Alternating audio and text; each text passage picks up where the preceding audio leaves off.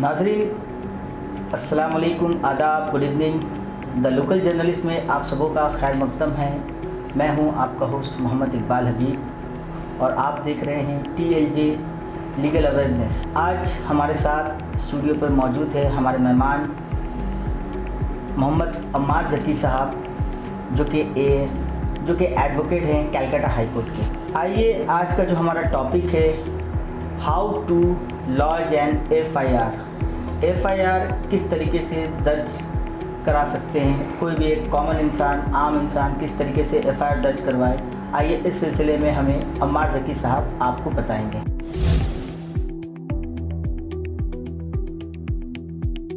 अम्मार ज़की साहब, आपका खैर मकदम है द लोकल। बहुत बहुत शुक्रिया मुझे बुलाने के लिए। तो अम्मार ज़की साहब, आप बताएं कि किस तरीके से एक आम इंसान FIR दर्ज करवाए। देखिए, हम लोग सब बहुत अच्छे से जानते हैं कि जो FIR होता है वो लॉज करवाने के लिए पुलिस स्टेशन जाना होता है। और FIR जो है वो दो तरीक़ों से लॉज किया जा सकता है, एक लिखित तौर पर, रिटन तरीके पर, और एक ओरल तौर पर, यानी वो ज़ुबानी। तो जब हम ज़ुबानी FIR लॉज करते हैं, हमारे साथ ऐसा होता है कि पूरे हिंदुस्तान में बहुत सारे लोग जो हैं वो पढ़े लिखे हैं, बहुत सारे ऐसे भी लोग हैं जो पढ़े लिखे नहीं हैं। तो जो लोग पढ़े लिखे नहीं हैं वो लोग जा कर के ज़ुबानी जो है वो किसी भी पुलिस स्टेशन में, किसी भी थाना में वो जा कर के कंप्लेन जो है वो मुंह से कह सकते हैं। और जो वहाँ जो ऑफिसर बैठे होते हैं वो ऑफिसर जो है वो सारा जो है उनका बयान जो है या जो ओरल स्टेटमेंट उनका होता है वो उसको जो है पेपर में लिख करके उनको पढ़ करके सुनाते हैं कि मैंने ये सारा कुछ लिखा है। और जब आप सेटिस्फाई होते हैं तो फिर जो है पुलिस वहाँ से FIR शुरू करती है।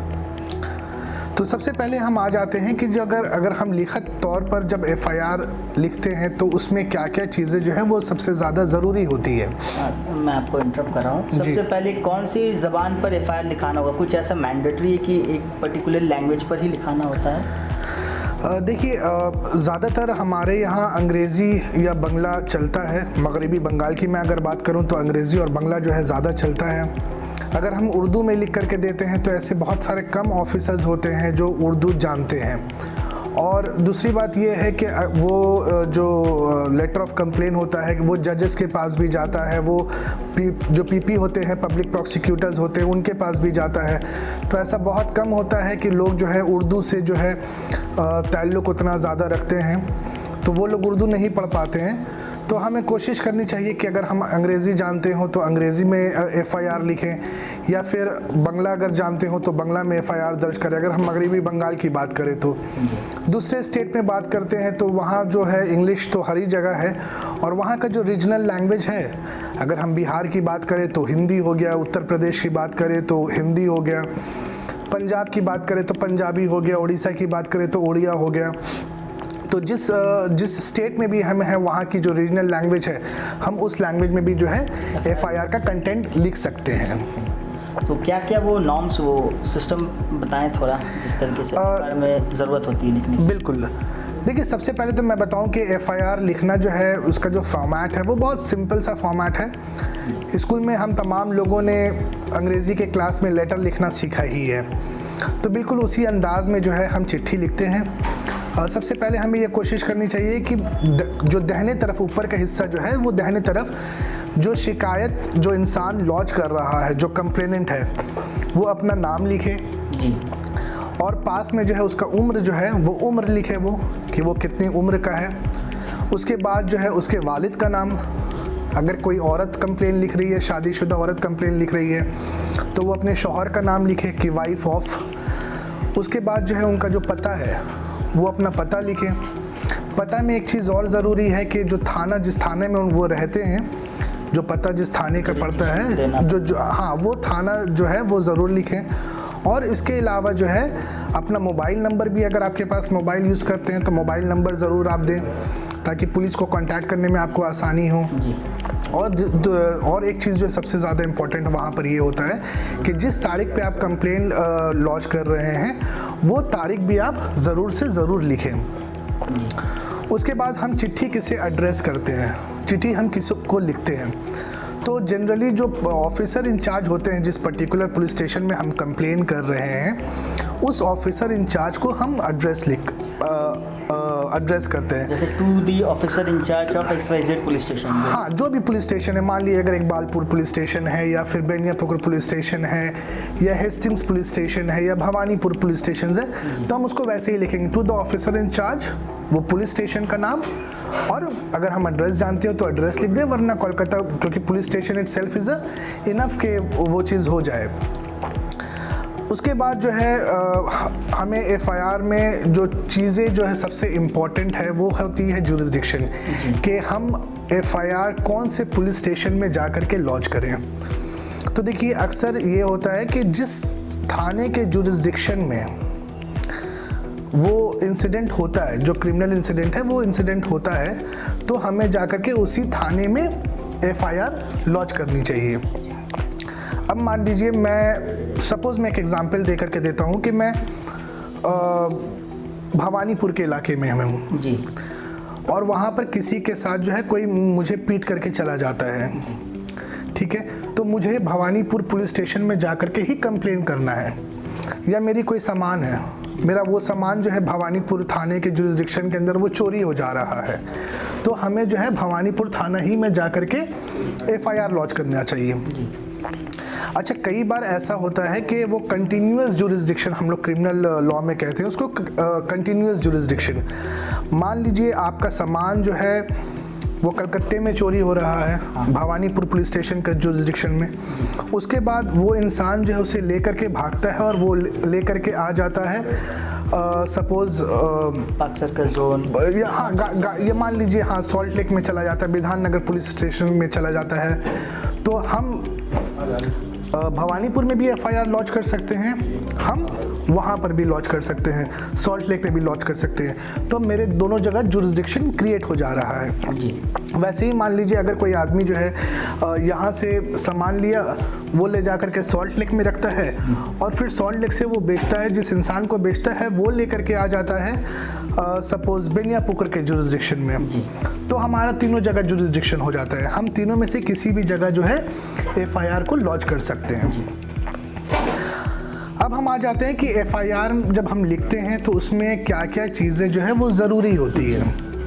तो सबसे पहले मैंने जो बात बताया कि जुरिस्डिक्शन, किस जगह वो इंसिडेंट हो रहा है, उस जगह के बारे में लिखिए कि इस जगह जो है जुरिस्डिक्शन हुआ है। हो सकता है कि आपको एड्रेस पता नहीं हो, अगर आसपास कोई लैंडमार्क हो तो आप लैंडमार्क ज़रूर दे दें कि इस जगह के करीब हुआ है, एरिया का रडार में, हाँ, मतलब आसपास कुछ भी जो है आप दे दें कि इस जगह में हुआ है या फलाना जगह में हुआ है। मैं आपको ज़्यादातर जो आजकल होता है मैं उसके एग्जाम्पल में दे करके बोलता हूँ। मान लीजिए घरेलू हिंसा, ठीक है, तो इससे जो है आपके दर्शकों को जो है, आपके व्यूअर्स को जो है समझने में आसानी होगी।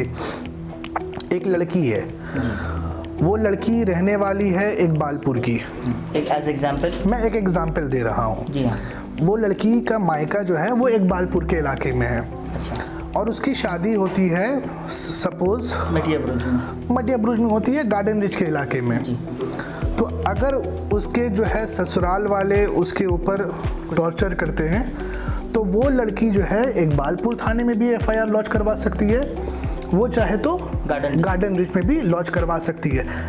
अच्छा, मान लीजिए कि अगर वो लड़की ससुराल उसका गार्डन रिच में, लेकिन शौहर के साथ वो रहती थी बेनियापुकुर के इलाके में। अच्छा, तो वो इकबालपुर में भी FIR लॉन्च करवा सकती है, वो गार्डन रिच में भी FIR लॉन्च करवा सकती है, और वो बेनियापुकुर में भी FIR लॉन्च करवा सकती है। तो ये जुरिस्डिक्शन का। अब मान लीजिए कई बार ये हमारे पास आता है कि पुलिस स्टेशन में गए और FIR लॉन्च नहीं किया जा रहा है, इस सिचुएशन में क्या किया जा सकता है? देखिए, अगर कोई भी इंसान, क्योंकि ज़्यादातर जो लोग होते हैं वो लेमैन होते हैं, उन्हें नहीं पता होता है कि जुरिस्डिक्शन कौन सा जुरिस्डिक्शन कहाँ होता है। वैसे ही बहुत सारे इलाके ऐसे होते हैं कि एक फुटपाथ जो है वो अलग पुलिस स्टेशन होता है, दूसरा फुटपाथ जो है वो अलग पुलिस स्टेशन होता है। आप वैसे ही चले जाएं पार्क स्ट्रीट के इलाके में, जो मल्लिक बाजार वाला इलाका है, तो अगर आप देखेंगे ये फुट जो है वो पार्क स्ट्रीट के जुरिसडिक्शन में आता है। और आप इस फुट पे आ जाएंगे तो वो बेनिया पुकर का जुरिसडिक्शन आ जाता है। अगर आप पार्क सर्कल 7 पॉइंट के पास है तो वहाँ पर भी जो है अलग अलग जुरिसडिक्शन आ जाता है।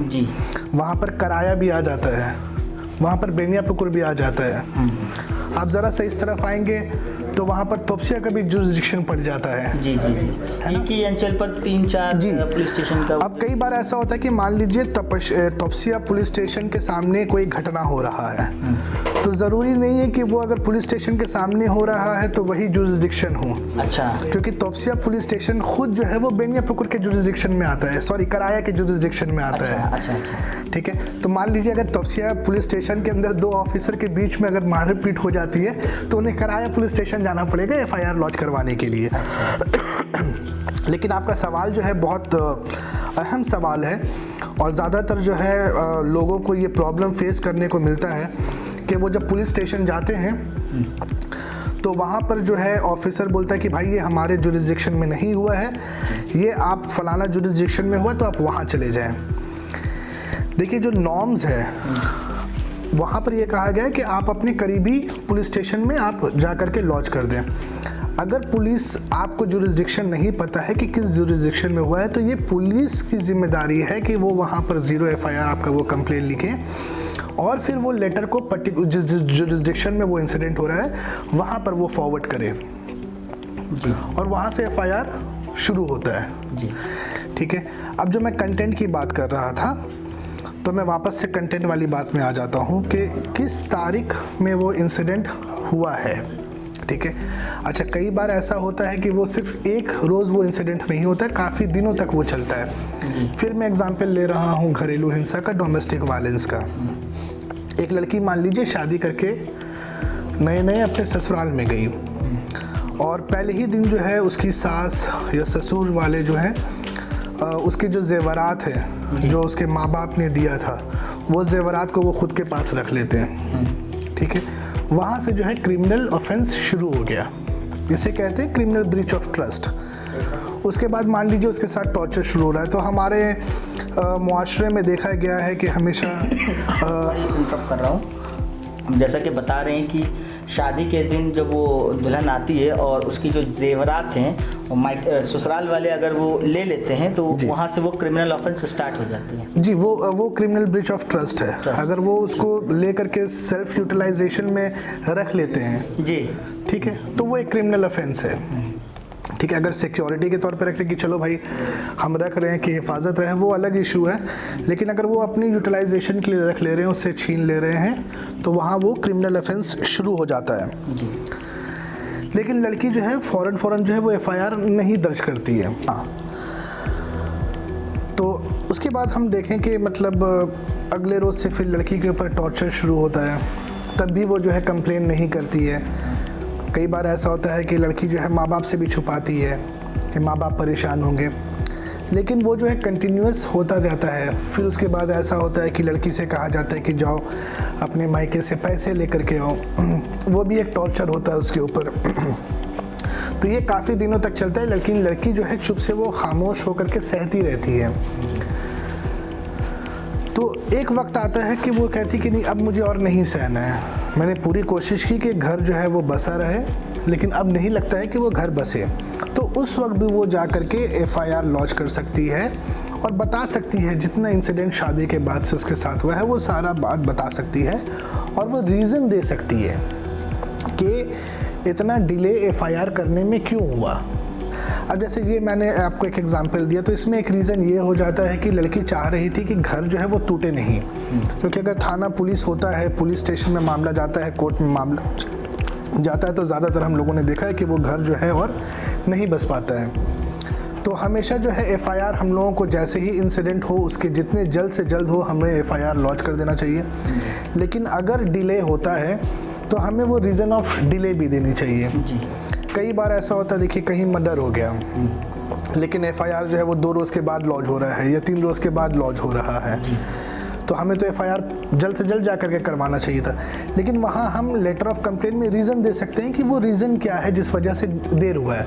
जाहिर सी बात है, जिसके घर पे मौत हुई है, जिसका बच्चा गया है या जिसके घर वाले का मर्डर हुआ है, तो वो अपने जो उसकी वो मानसिक संतुलन होती है वो अपनी जगह में नहीं होती है। कई बार ये भी होता है कि पता नहीं चलता, खोजते हैं रीज़न, नहीं, अगर हुआ कि नहीं हुआ, 3-4 दिन गायब रहे। हाँ, बहुत सारा रीज़न्स होता है। तो मैं उस जगह में भी आ रहा हूँ। अगर आपको लगता है कि कौन आदमी अगर किया है तो उसका नाम भी देना ज़रूरी है। अच्छा, किसी के ऊपर अगर शक करता हूँ जी, अगर मैं एग्जांपल दूं कि अगर इकबाल हबीब भाई ने जो है मुझे मारा, तो मैं लेटर ऑफ कंप्लेंट में नाम लिख दूं, ठीक है, कि इकबाल हबीब भाई ने मुझे मारा है, और इकबाल हबीब भाई के वालिद का नाम भी मैं दे दूं, और उनका जो घर का पता अगर मैं जानता हूं तो मैं वो भी दे दूं। अगर मान लीजिए मुझे घर का पता नहीं मालूम है इकबाल हबीब भाई का, लेकिन उनका नाम पता है, उनके वालिद का नाम पता है, तो मैं इकबाल हबीब भाई का नाम लिख रहा हूँ, उनके वालिद का नाम दे रहा हूँ, एरिया भी दे सन ऑफ। हाँ, और अगर मान लीजिए उनका घर का एड्रेस नहीं पता, अगर एरिया भी नहीं पता है, तो एड्रेस नॉट नोन हम लिख सकते हैं। अब मान लीजिए इकबाल हबीब भाई का नाम पता है लेकिन उनके वालिद का भी नाम नहीं पता और एड्रेस भी नहीं पता है, तो हम दोनों लिख सकते हैं कि नॉट नोन, ठीक है ना। अच्छा, कई बार ऐसा होता है कि किसने किया उसका भी नाम हमें नहीं पता होता। अगर मान लीजिए रास्ते में हम चल रहे हैं और किसी ने मेरा मोबाइल छीन करके वो भाग गया, अब तो अनजान इंसान है, मैं तो उसका नाम नहीं जान रहा हूँ, तो मैं वहाँ पर अननोन पर्सन लिख सकता हूँ। जैसे आपने मर्डर के बारे में कहा कि किसने मर्डर किया ये पता नहीं होता, तो वो एफआईआर जो है अननोन पर्सन के अगेंस्ट में वो एफआईआर शुरू हो जाता है। तब वो जब पुलिस इन्वेस्टिगेशन शुरू करती है ना, तो वो कहीं ना कहीं से पता लगा लेती है कि किसने जो है मर्डर किया है, और फिर जो है जब चार्जशीट वगैरह फाइल होता है और जैसे जैसे लोग अरेस्ट होते हैं उनका नाम जो है केस से जुड़ता चला जाता है। तो ये एक बहुत इंपॉर्टेंट चीज़ है कि किसने वो ऑफेंस किया है उसका नाम देना बहुत ज़रूरी है। अगर नाम नहीं पता तो हम अननोन पर्सन के अगेंस्ट भी एफआईआर शुरू कर सकते हैं। दूसरी चीज़, किस तारीख में वो घटना घटी है वो तारीख भी हम ज़रूर से ज़रूर लिखें।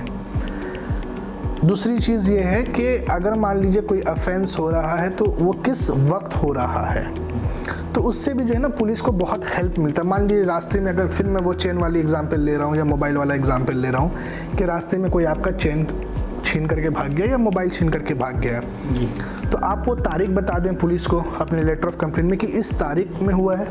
तकरीबन एग्जैक्ट वक्त तो किसी को पता नहीं होता है, क्योंकि लोग तो घड़ी देखते हुए नहीं चलते हैं, लेकिन उन्हें एक अंदाज़ होता है भाई नियर अबाउट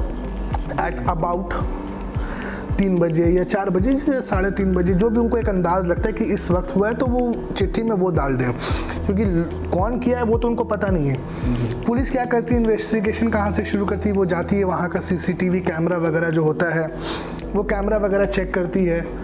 हाँ, अगर वो बाइक पे ले करके है, बाइक पे स्नैच करके जा रहा है तो उसका बाइक का नंबर आ जाता है, वो आरटीओ से जो है निकाल लेती है, हाँ, पता कर लेती कि किसका बाइक है। अब वहाँ से जो है पुलिस जो है पकड़ना शुरू कर देती है कि कौन कौन लोग इन्वॉल्व हैं। और एक बहुत इंपॉर्टेंट चीज़ उसमें ऐड करना ज़रूरी है कि अगर मान लीजिए कोई ऑफेंस हो रहा है, मान लीजिए मारपीट का कोई ऑफेंस हो रहा है और उसमें किसी किस्म का कोई वेपन यूज़ हुआ है, अगर मान लीजिए बंदूक यूज़ हुआ है तो आप बताएं उसमें बंदूक यूज़ हुआ है, तलवार यूज़ हुआ है तो आप बताएं तलवार यूज़ हुआ है, छुरी यूज़ हुआ है तो आप बताएं छुरी यूज़ हुआ है, लाठी यूज़ हुआ है तो आप बताएं कि मुझे लाठियों से मारा गया, अगर रॉड से मारा गया तो आप उसमें बताएं कि मुझे रॉड से मारा गया है। और एक बहुत इंपॉर्टेंट चीज़ है जो वैल्यू होता है, अगर मान लीजिए किसी किस्म का कोई प्रॉपर्टी लॉस हो रहा है, जैसे मान लीजिए गोल्ड चेन छीन लिया है, तो आपको तो अंदाज़ पता है कि गोल्ड चेन का आपका वैल्यू कितना होगा, वहाँ मेंशन करें, वो वैल्यू भी जो है वहाँ पर आप मेंशन ज़रूर करें। तो ये सारी चीज़ें जो है एक एफआईआर लॉन्च करने के वक्त लिखना या फिर पुलिस के सामने बयान करना बहुत ज़रूरी होता है, तो पुलिस को इन्वेस्टिगेशन करने में और चीज़ को ढूंढ करके निकालने में आसानी होती है। तो ये एक चीज़ हो गया। अच्छा, आपने शुरू में एक सवाल किया था कि पुलिस बहुत बार ऐसा होता है कि वो जुरिस्डिक्शन के मसले में कहती है कि भाई ये हमारा जुरिस्डिक्शन नहीं है, ये किसी और थाने का जुरिस्डिक्शन है, तो उसके बारे में तो मैंने आपको बता दिया। लेकिन कई बार ऐसा होता है कि आप थाने में चिट्ठी तो दे आते हैं, पुलिस लेती नहीं है, या पुलिस ले लेती है लेकिन एफआईआर वो शुरू नहीं करती। तो अगर पुलिस जो है एफआईआर नहीं शुरू करती है तो हमें ये चीज़ को जो है एक और लेटर ऑफ कंप्लेंट में हमें एक चीज़ और ज़रूर करना चाहिए कि जब हम ऑफिसर इंचार्ज को चिट्ठी दे रहे हो तो साथ ही साथ जो है पुलिस कमिश्नर हो या एसपी हो, ठीक है, उसको जो है हम उसकी कॉपी ज़रूर से ज़रूर भेजें, ठीक है। अब अगर पुलिस एफआईआर शुरू नहीं करती है तो हम जो है कोर्ट में जा कर के under section 156 of criminal procedure code हम जो है डायरेक्ट कोर्ट में शिकायत दर्ज कर सकते हैं जी। उस शिकायत में हम ये लिख सकते हैं कि हम पुलिस के पास गए, पुलिस के सीनियर जो अधिकारी हैं, जो ऑफिशियल्स है, कमिश्नर ऑफ पुलिस है या सुपरिटेंडेंट ऑफ पुलिस है, मैंने उनको भी इसकी कॉपी दी लेकिन पुलिस ने इसके ऊपर कोई भी कार्रवाई नहीं की जी। जब कोर्ट देखता है कि हाँ एक ऑफेंस हुआ है तो वहाँ कोर्ट जो है वो डायरेक्शन देता है पुलिस को कि आप जो है एफआईआर शुरू कीजिए जी। तो इस तरह जो है एफआईआर जो है वो फिर शुरू हो जाता है। और एक मसला आता है अम्मार साहब, कुछ रिलीजियस इश्यूज़ पर भी एफआईआर दर्ज होती है। जैसे मान लीजिए किसी और स्टेट में कुछ ऐसा मामला आया, क्या मतलब अगर मान लीजिए फॉर एग्जांपल राजस्थान में कुछ मामला हुआ तो उसके सिलसिले में हम क्या बंगाल में एफआईआर दर्ज कर सकते हैं उस केस से रिलेटेड? नहीं, देखिए बहुत सारी चीज़ें हैं। रिलीजियस सेंटिमेंट हर्ट होता है कई बार, ऐसा दिखता है। मान लीजिए रिलीजियस सेंटिमेंट हर्ट हो रहा है, वो सपोज मान लीजिए किसी मीडिया चैनल में राजस्थान में बैठे हुए किसी मीडिया चैनल में किसी न्यूज़ एंकर ने किसी रिलीजियस गुरु के बारे में या रिलीजियस सेंट के बारे में या किसी धर्म के बारे में कोई ऐसी बात करता है जिससे दूसरे धर्म के लोगों के जो रिलीजियस फीलिंग होता है, रिलीजियस सेंटिमेंट्स होते हैं, वो हर्ट होते हैं जी। लेकिन वो वीडियो जो है आप बैठ करके कलकत्ते में देख रहे हैं, ठीक है, तो आप जो है वहाँ पर जा कर के एफआईआर कलकत्ते में भी लॉन्च कर सकते हैं। पुलिस अगर मतलब नहीं लिखना चाहे तो उस पर किस तरीके से हम बात कर सकते हैं? देखिए मैंने आपको बड़ा क्योंकि मैं इसलिए बोल रहा हूँ कि ये कुछ केसेस अगर हाई प्रोफाइल केसेस रहता है तो उसमें कुछ ऐसा केसेस आता है ऐसा। देखिए हाँ, ऐसा बहुत होता है कि कई बार आप चिट्ठी लेकर के जाते हैं और पुलिस बोलती है कि मैं नहीं लूँगा, ठीक है, आप घर पर आएँ, ठीक है, आजकल इंटरनेट सब लोग जान रहे हैं, वो आकर के गूगल पे टाइप करें जो भी थाना हो, वो थाना का नाम टाइप करें। सपोज़ मैं एक एग्जांपल देता हूँ, भवानीपुर पुलिस स्टेशन। आप गूगल में आकर के टाइप कीजिएगा Bhawanipur police station, Bhawanipur police station का पूरा डिटेल आ जाएगा कि भवानीपुर पुलिस स्टेशन जिस इलाके में आता है उस इलाके के डीसी कौन है, डिप्टी कमिश्नर ऑफ पुलिस कौन है, उसके ऑफिसर इंचार्ज कौन है, उसके एडिशनल ऑफिसर इंचार्ज कौन है, उस थाने का टेलीफोन नंबर क्या है, उस थाने का ईमेल एड्रेस क्या है। आपको कुछ नहीं करना। एज एग्जांपल आप जो पुलिस स्टेशन का नाम ले रहे हैं वो एक एज एग्जांपल आप बता रहे हैं। एज एन एग्जांपल ही मैं बता रहा हूँ। जी हाँ। तो आप किसी भी पुलिस स्टेशन का आप गूगल में सर्च करेंगे वो आ जाएगा। हाँ। कलकत्ता के पुलिस स्टेशन जितने भी है, कोलकाता पुलिस स्टेशन में अगर लॉन्च करना कंप्लेन तो अगर उसको गूगल पे आप सर्च करेंगे वो पूरा डिटेल आ जाएगा। इनफैक्ट कोलकाता पुलिस केस में भी जो अगर आप वेबसाइट पे जाएंगे तो वहाँ से भी आप निकाल सकते हैं। तो वहाँ पर ईमेल एड्रेस होता है, ठीक है। आपको क्या करना है, जो आपने लेटर ऑफ कंप्लेन लिखा है वो जा करके ईमेल एड्रेस में टाइप कीजिए, वो थाने का जो ईमेल एड्रेस है वो कीजिए, सीसी कीजिए जॉइंट सीपी क्राइम को, कमिश्नर ऑफ पुलिस को, और उसको सेंड कर दीजिए। उसकी एक प्रिंट निकाल लीजिए। पुलिस आपको खुद ब खुद फ़ोन करेगी कि आपने ये कंप्लेन किया था, आपका एफआईआर लॉन्च हो गया है। और जब एफआईआर लॉन्च हो जाता है तो पुलिस जो है उसकी एक फ्री कॉपी जो है वो कंप्लेनेंट को देती है। ये एज पर द लॉ है। कंप्लेनेंट का अधिकार होता है कि उसको एक फ्री कॉपी एफआईआर का। सेक्शन में आता है हमारे साथ?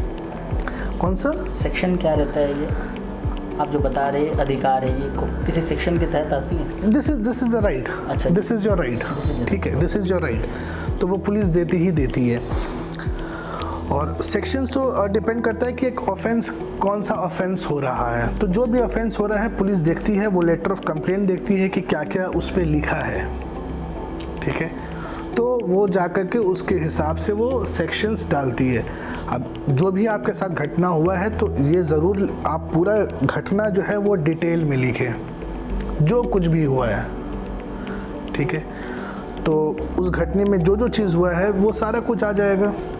तो उस हिसाब से बिल्कुल बिल्कुल थ्रू आप कंप्लेन कर सकते हैं। बिल्कुल बिल्कुल बिल्कुल ये जो है कलकत्ता पुलिस इतना अच्छा काम कर रही है, उनका वेबसाइट बहुत अच्छा डेवलप्ड है, उनके ऑफिसर्स जो हैं बहुत अच्छा काम कर रहे हैं, बहुत कॉम्पिटेंट ऑफिसर्स है कोलकाता पुलिस में। और आप देखें जिस तरह से कोलकाता पुलिस जो केसेस सॉल्व करती है, बहुत सारे ऐसे अननोन एफआईआर्स है कोलकाता पुलिस जो है उसको सॉल्व कर देती है बड़े आसानी से। सो वी आर ब्लेस्ड कि हम लोग कलकत्ता में हैं और हमारा जुरिस्डिक्शन जो है Kolkata police, law and order का जो पूरा सिचुएशन जो है वो कोलकाता पुलिस के अंडर में है और बहुत अच्छा काम कर रहा है कोलकाता पुलिस। जो हमारे पुलिस कमिश्नर हैं वो भी जो उनके सरपरस्ती में जो है बहुत ज़बरदस्त काम हो रहा है।